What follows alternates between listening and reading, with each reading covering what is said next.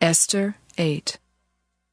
On that day King Ahasuerus gave to Queen Esther the house of Haman, the enemy of the Jews. And Mordecai came before the king, for Esther had told what he was to her. Then the king took off his signet ring, which he had taken from Haman, and gave it to Mordecai. So Esther set Mordecai over the house of Haman. Then Esther spoke again to the king. She fell at his feet, weeping and pleading with him to avert the evil design of Haman the Agagite, and the plot that he had devised against the Jews. The king held out the golden scepter to Esther, and Esther rose and stood before the king. She said, "If it pleases the king, and if I have won his favor, and if the thing seems right before the king, and I have his approval, let an order be written to revoke the letters devised by Haman, son of Hammedatha the Agagite, which he wrote giving orders to destroy the Jews who are in all the provinces of the king. For how can I bear to see the calamity that is coming on my people? Or how can I bear to see the destruction of my kindred?" Then King Ahasuerus said to Queen Esther and to the Jew Mordecai, "See, I have given Esther the house of Haman, and they have hanged him on the gallows because he plotted to lay hands on the Jews. You may write as you please with regard to the Jews in the name of the king and seal it with the king's ring.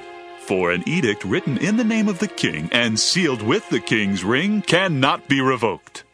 The king's secretaries were summoned at that time in the 3rd month, which is the month of Sivan, on the 23rd day, and an edict was written according to all that Mordecai commanded, to the Jews and to the satraps and the governors and the officials of the provinces from India to Ethiopia, 127 provinces, to every province in its own script and to every people in its own language, and also to the Jews in their script and their language. He wrote letters in the name of King Ahasuerus, sealed them with the king's ring, and sent them by mounted couriers riding on fast steeds bred from the royal herd. By these letters the king allowed the Jews who were in every city to assemble and defend their lives, to destroy, to kill, and to annihilate any armed force of any people or province that might attack them with their children and women, and to plunder their goods on a single day throughout all the provinces of King Ahasuerus on the 13th day of the 12th month, which is the month of Adar. A copy of the writ was to be issued as a decree in every province and published to all peoples, and the Jews were to be ready on that day to take revenge on their enemies. So the couriers, mounted on their swift royal steeds, hurried out, urged by the king's command. The decree was issued in the citadel of Susa.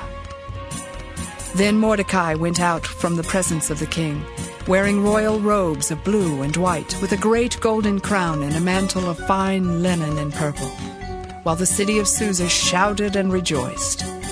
For the Jews there was light and gladness, joy and honor. In every province and in every city, wherever the king's command and his edict came, there was gladness and joy among the Jews, a festival and a holiday.